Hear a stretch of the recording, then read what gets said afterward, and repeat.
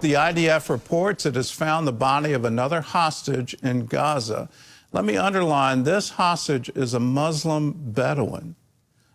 So to somehow think that Hamas is responding to some occupation or there's an apartheid state, this is a proud Israeli Muslim, but killed in captivity.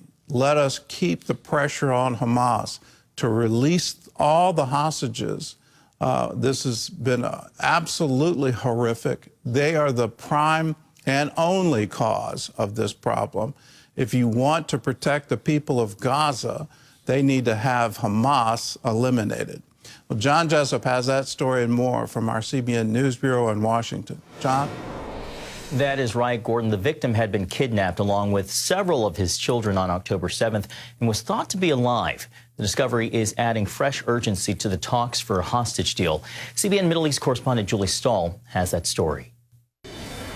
The IDF announced it recovered the body of Youssef Alzayadni, a 53-year-old Bedouin Muslim who was abducted on October 7th and killed in captivity. It's a very difficult incident. The family's in pain, crying and screaming. They received the news with deep sadness. The IDF said it also located findings related to Youssef's son, Hamza, also a hostage, raising serious concerns for his life.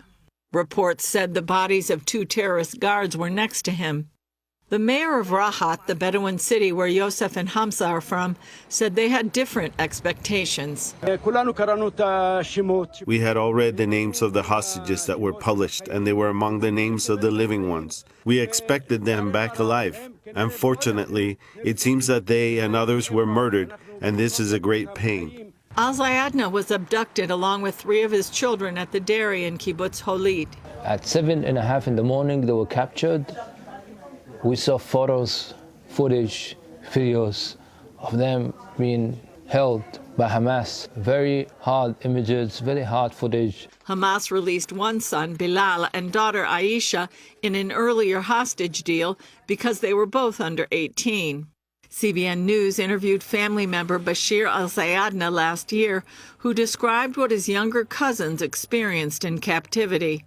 They told us that they had almost no food. They've told us that they have been staying deep down in the tunnels. They've told us that although the guards of Hamas spoke Arabic and they speak also Arabic, they never shared a word together, never spoke together.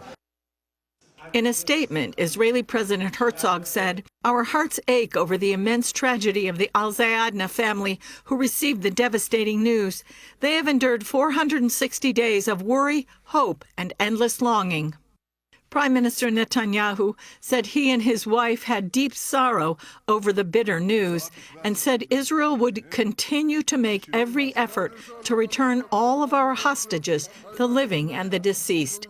Julie Stahl, CBN News, Jerusalem.